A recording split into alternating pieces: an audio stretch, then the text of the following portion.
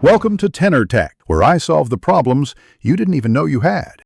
You start by confirming you are signed into the correct Google account. This avoids permission mix-ups. Once done, enable two-step verification and make sure you have admin or owner access in Play Console. This allows linking actions.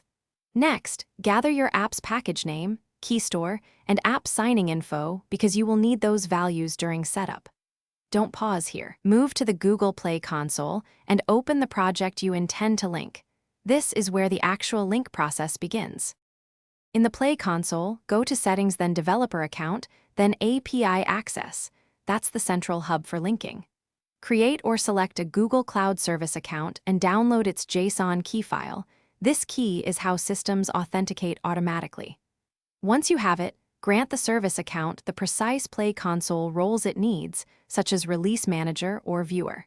Make sure to save changes and note the client email. You'll use that to authorize the link from your CI/CD or external tool.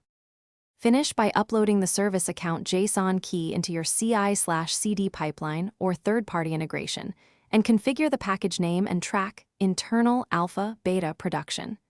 Then run a test action. Upload a draft APK or fetch app metadata to verify the link works.